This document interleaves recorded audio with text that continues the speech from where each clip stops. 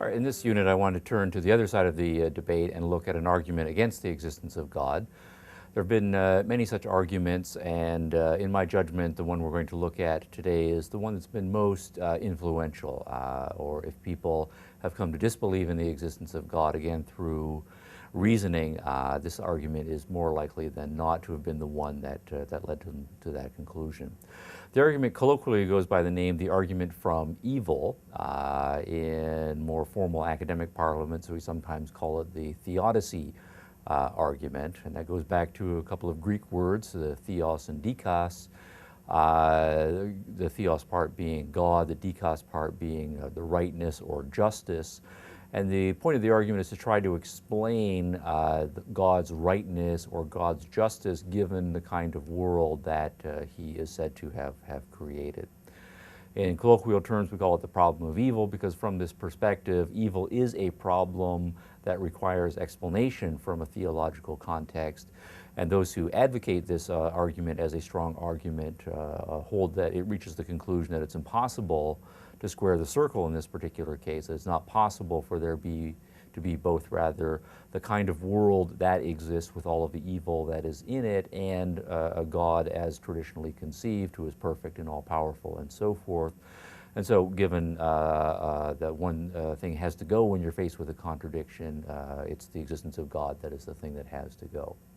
Now, kinds of things that we're trying to explain in this context here, we don't have to be entirely pessimistic in our assessment of the nature of the world, but by anybody's account, there are a great number of bad things that occur in the world and a significant number of outright evil things that exist in the world.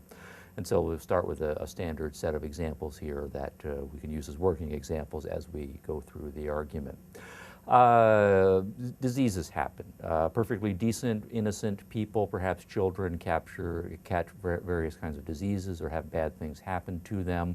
They suffer a great deal of pain. They might recover or they might die.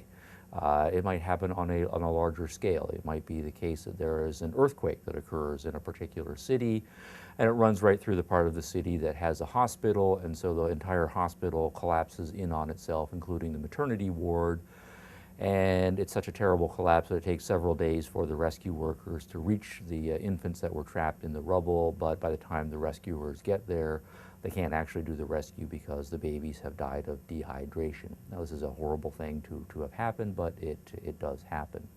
Or we can upgrade from cases of bad things to cases of evil things happening, where there are intentional agents, human beings, who are doing horrible things to other people. An example that sticks with me on a regular basis is some years ago I was passing through an airport and I had a layover, so I got a local newspaper and I'm reading it through, and it turns out that the night before, a little girl had been at a drugstore shopping with her mother, and I believe the girl was 3 or 4 years old. She was doing what kids typically do, is they grab stuff off the shelf because they're curious or they want their mom to buy it for them. In this case, the little girl had picked up a tube of toothpaste off the shelf in a cardboard container, and as she lifted it up, she was actually right-handed. When she lifted it up, it exploded. It turns out that some guy or guys had the idea that what they would do is take a toothpaste carton and open one end very carefully, take the tube of toothpaste out, insert a pipe bomb with a motion detonator on it, seal it back up, take it back into the drugstore, place it on the shelf knowing that sooner or later somebody would come along, pick it up, and it would explode, and that would be big laughs or whatever from their perspective. And it just so happened, in this case, it was a little girl who picked it up, and she lost, I believe, 1 or 2 fingers and some of the motion in her right hand. She lost the sight in one of her eyes, and the right side of her face was disfigured for life.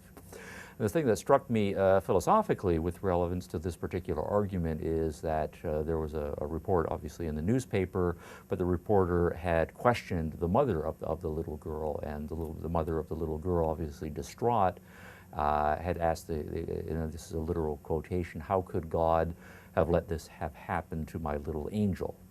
And that's a perfectly good question, and that's the argument from evil in a nutshell. If there is a good, all-knowing, all-powerful, benevolent God, He presumably would have known about this event and could have done something about it, but nonetheless, it happened. And one possible and likely inference is that the reason that it happened is that there is no such God to have prevented it. Now we can consider larger scale evils, as horrible as that example is. That's still just one child. We know every year that are any number of women who are just disappear and no trace is ever found of them again. The largest subcategory of women who disappear and are never heard from again are younger women, in many cases attractive women. And we do know that there are a large number of men out there with various sick and twisted fantasies who are not above kidnapping them and doing horrible things to them and then killing them. There are also serial killers, many of whom are able to practice their activities over the course of many years, killing 12 people, 24 people, 36 people or more until they're caught, or for whatever reason they decide to stop their practice. And then we can magnify things beyond a few dozen people being killed horribly by serial killers. We can think of the various kinds of genocides that occur and have occurred on a fairly regular basis around the world. The most famous, infamous example of this, of course, being the Nazi Holocaust, in which 6 million Jews and 5 or 6 million other people were subjected to inhuman treatment and systematically tortured in many cases and exterminated. The Nazis were not alone in this. They're just the most recently and most ruthless example of this, and so they're a very good example of the kinds of data that the argument of evil, from evil rather takes seriously. And I would make, I think, this historical claim about religion: if there is any single event historically that has turned more people into agnostics or atheists, the Holocaust is it. Just a horrific thing, and it's a perfectly natural question. How could a God, as he is traditionally conceived, have allowed something like the Holocaust to occur? It seems inconceivable. All right, with that introduction to the argument, I now again want to turn to the board here and lay the argument out more systematically. We can certainly feel intuitively, rather, the strength of the argument.